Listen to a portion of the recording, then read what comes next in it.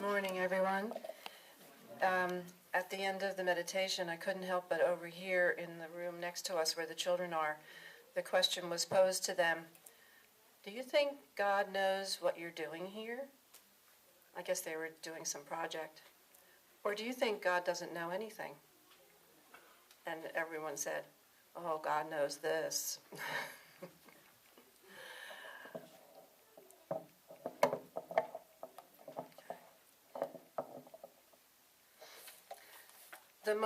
The almost awful holiday. It's the name of the reading. Hey, Mom, called Rachel as she burst through the door after school. Can Suze stay overnight? She's really upset because this is the first holiday after her parents' divorce, and she has to go to her dad's with his new wife and her 2 boys. And even though she wants to see her dad, she doesn't want to be with them. And her dad is saying things like she should go get to like them because those boys are her brothers. And Rachel, her mother interrupted, take a breath. Rachel took a breath and sat down at the kitchen table.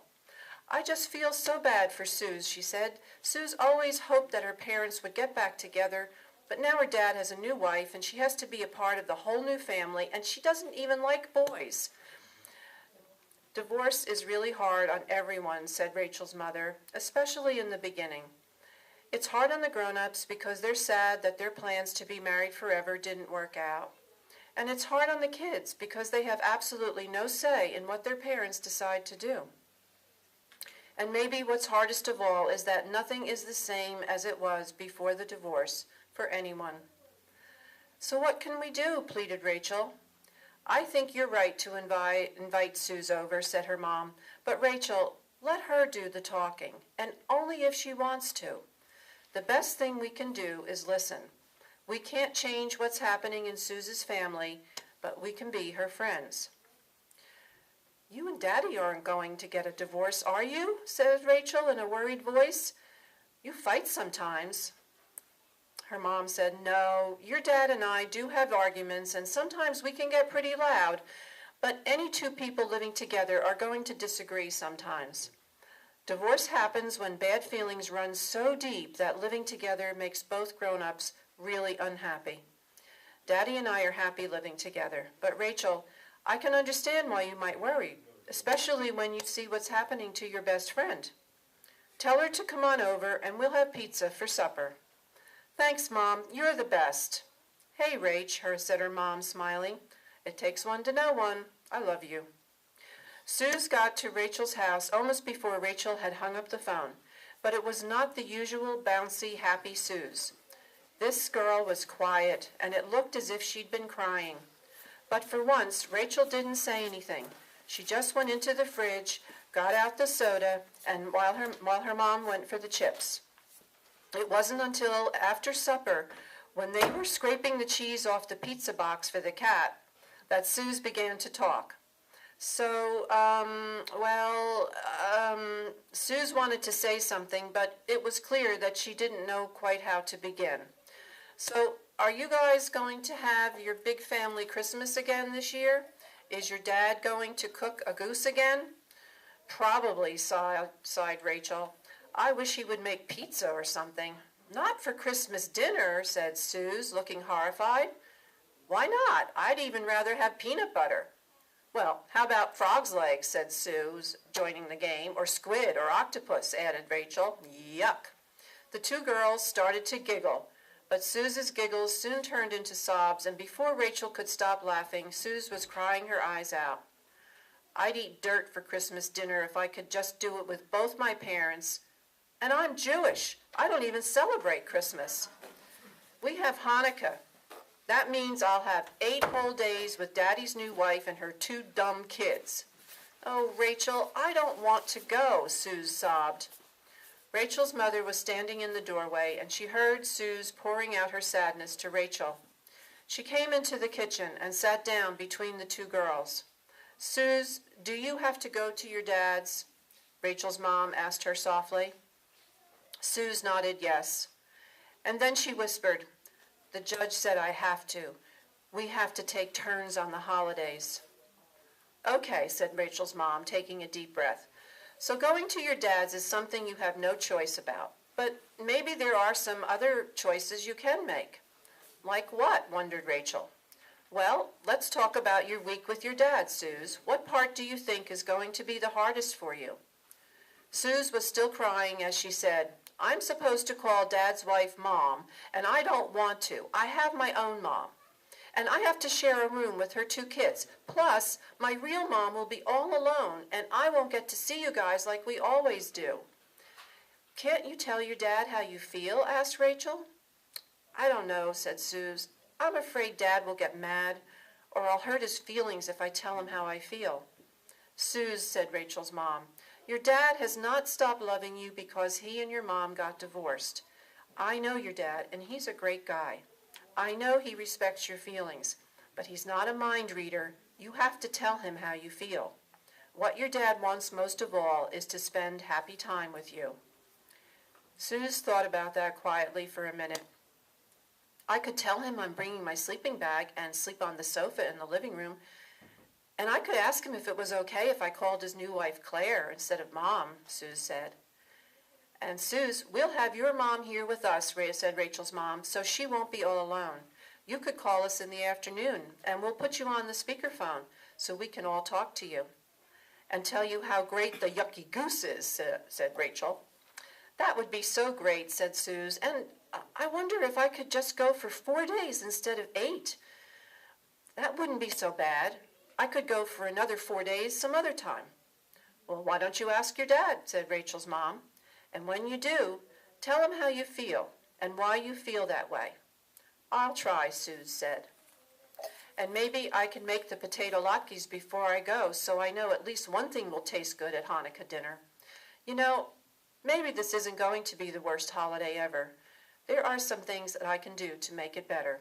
But first, I have to call my dad. May I use the telephone?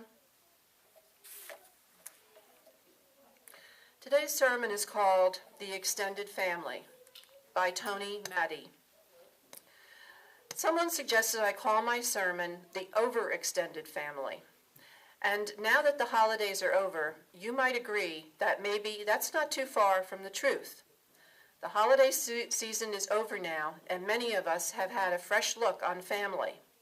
Oh, by the way, this picture on the front of the order of service, did anybody recognize me? What a holiday this was.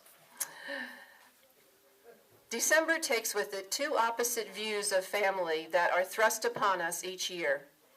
On the one hand, we have the image of joyous family celebrations shown on cards and commercials, family members dressed in their holiday best, lovingly greeting each other. On the other hand, we have holiday specials and movies like Scrooge, with Uncle Ebenezer, the perpetually crabby relative, or the Santa Claus with sniping ex-spouses, and maybe even a recent snapshot in your mind's eye of how stressful it can be to spend time with family. Roy Phillips cites Robert Frost and says, home is the place where, when you have to go there, they have to take you in. What is family? The definition will vary upon who you ask. To Webster, in the dictionary, a family is all the people living in the same house.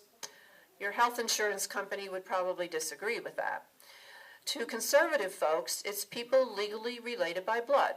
Although family has always had a variety of meanings, we are blessed to be in a community that recognizes the broadest definition of family.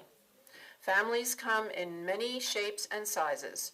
1 parent, 2 parent, 2 parent opposite-sex families, 2 parent same-sex families, adopted children, foster children, stepchildren, families without children, children and parents with no step. My family even includes my ex-sister-in-law's new husband's daughter. As the circle widens, it becomes increasingly inclusive, and it starts to look like a community. So I ask, what is a community? Within each community, we belong to a circle of people. In your neighborhood, you have people you know and care about, friends you would call to pitch hit in an emergency, or who could call you. And you belong to another community at your job, if you work, and within the groups and the clubs you belong to. And those groups can look like families in the way that they care for each other and interact. If you want to open the floodgates of discussion, ask what parenthood is and who should care for the children. As Americans, we have conflicted feelings, and more often than not, guilt. We no longer live near extended family the way we once did, and people are flung farther than ever, following money and jobs rather than family. We feel we've strayed from what community and child care used to be, but in colonial times, raising children was the responsibility of apprenticed girls or indentured servants. Slave women served as wet nurses, maids, and nannies and cared for the children. As far back as Jane Addams and other social reformers of her time, there has been ambivalence about whether surrogate child care is an acceptable part of American life. Our idea of stay-at-home mothers and one-income families comes largely from the 20 years after the end of World War II, when a booming economy made it possible for most families to support their children on one income, typically the father's income. When mothers worked, out of either necessity or desire, the care of the children was usually entrusted to siblings or relatives. Now, of course, women work both from desire and necessity, but we still feel that the post-World War II model constitutes the golden era. Parents have the first responsibility for their sons and daughters, to feed them, sing to them, encourage their talents, to help them make the countless daily decisions that determine who they have the potential to become. And they have a responsibility to help them develop spiritual lives. Our first Unitarian Universalist principle is we believe in the freedom of religious expression. All individuals should be encouraged to develop their own personal theology. Although my parents played a starring role in my life, it was others who helped me over the hurdles or picked me up after I didn't make it over a hurdle. Did you know that the number one fear among Americans is the fear of public speaking? In high school, a speech teacher offered to become a speech coach and pushed public speaking farther down the list of my fears. There was a youth group leader who recognized a deep depression and helped me out of it before it was too late. And so many others, even the mother of one of my best friends who told me, "You're not better than anyone else, you're just as good." An odd thing to say, but it boosted my self-confidence when it needed a boost and gave me perspective. Children exist in the world as well as in the family. Who helped you along the way? A librarian? A scout leader? A Sunday school teacher? A camp counselor? A piano or dance teacher? And which children have you helped? In 1994, the Carnegie Corporation issued a comprehensive report called Starting Points, which shows the conditions that undermine the development of America's infants and toddlers. In it, child development expert David Hamburg describes the ideal soil in which to plant a child: an intact, cohesive, nuclear family, dependable under stress. The important phrase in that assessment is dependable under stress. Even when the nuclear family is intact, children can only grow when there is a network of dependable adults in their life. When that fertile ground is not available to a child, we must step in whatever way we can. Children will only thrive if their families thrive and if the whole of society cares enough to provide for them. Our community extends well beyond our village lines. From the time we are born, we are exposed to vast numbers of people and influences through radio, TV, newspapers, books, computers, movies, CDs, phones, faxes, all the technology that connects us to the impersonal global village it has created. To many of us, this world seems dehumanizing and inhospitable. It's not surprising, then, that there is a yearning for the good old days as a refuge from the problems of the past. But by turning away, we blind ourselves to the continuing, evolving presence of the world, the global village, the new extended family in our lives, and its critical importance for how we live together. We cannot move forward by looking to the past for easy solutions. As I said, childcare was left to others even in colonial times, and 19th century middle-class women left housework to servants. Starting in the 1950s, women of all classes increased the amount of time they spent doing housework and felt guilty not doing everything themselves. Child care absorbed more than twice as much time as it had in the 1920s.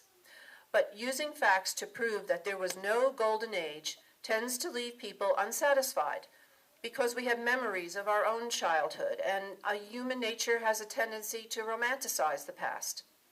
So I'll say that even if a golden age had existed, we simply could not graft it onto today's busier, more impersonal world.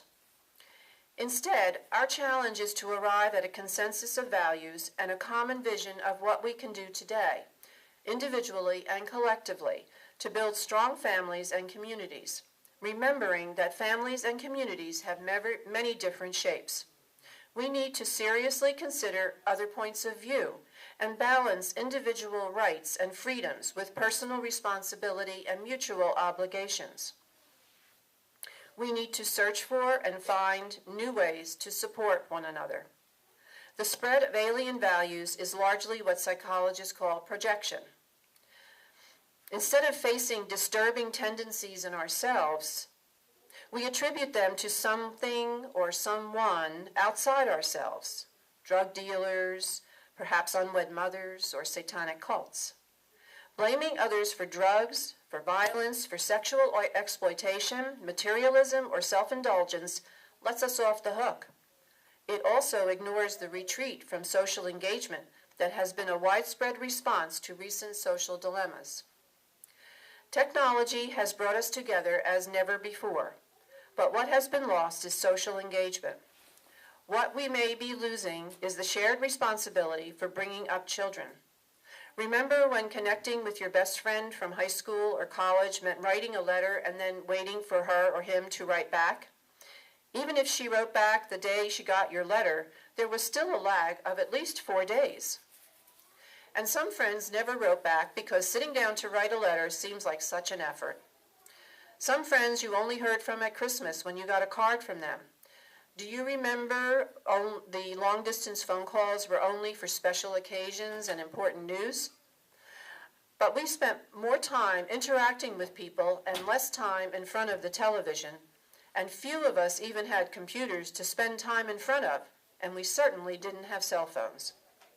As we spend more and more time connecting with machines rather than people, many of us hide behind them. It's easier to try to resolve conflicts from behind an email or by leaving a message on an answering machine when you know no one is home. We can't raise our children this way. When my son Max was 5 or 6, he was out riding his bike with the neighborhood kids. When I was in the house, glancing out the window every now and then to make sure they were still on our block, the phone rang, and I answered it. It was a neighbor a few doors down, the mother of one of the boys that Max was out playing with. She said, "Did you know Max is riding his bike in the street?" She didn't go out and tell Max to get out of the street. She called me. Similarly, if we see one of our children doing something dangerous, hanging over a third-floor balcony, for instance, we should step in and stop him. Let's make a resolution to be more like an extended family, a closely knit community, caring for the well-being of each individual. Let's embrace the opportunities we have to make a difference in the lives of our children. Jackie Kennedy Onassis said, "If you bungle raising your children, I don't think whatever else you do matters very much." Let's change that to if we bungle raising our children, nothing else will matter. It is important to talk about children in our community, but families are more than parents and children. We have brothers and sisters, such as the ones in mine, our parents' siblings, our aunts and uncles. We have cousins and nephews and nieces. I remember relatives coming from all over to stay when there was a crisis. Everyone helped out when there was a death in the family. I remember a great aunt I had never even heard of coming to stay with us when my mother had a late miscarriage. I remember my father's mother brushing and styling my maternal grandmother's hair when she had cancer, a very small but loving gesture to someone related solely through marriage. My sister came to stay with me for a week after Max was born. Do relatives still travel to be with family members in need of help? Travel has become increasingly more common and easier since the 1950s when President Eisenhower championed the federal highway system and airport building program. We need to use those roads, as well as the information superhighway, to connect with our family and friends. A long-term study in Hawaii examined why some children from poor and non-traditional, or what they termed broken homes, were resilient in the face of adversity, while others were not. The studies found that resilience depended upon many factors. Key among them, the dependability of the adults in the child's life and the social supports available to the family. Children suffer most from divorce, where private family values stigmatize non-traditional families and prevent the parental loss from being compensated by social networks of the wider community. When we nourish the strength step-families exhibit, we are teaching a valuable lesson, one that shows that in the same way family members help each other, we extend our hand to our neighbors. Society is our context. The networks of relationships we form and depend upon make up our modern-day extended families, and they reach well beyond the city limits. Many of them necessarily involve the whole nation. They are the basis for our civil society, a term that social scientists use to describe the way we work together for common purposes. Our common purpose should be to lead by example and show each other what family is and what community is. We should encourage participation within the family and within our community, and not just helping others in crisis, but in small ways. Remain personal. Be present in the lives of others, in cyberspace, but also physically present.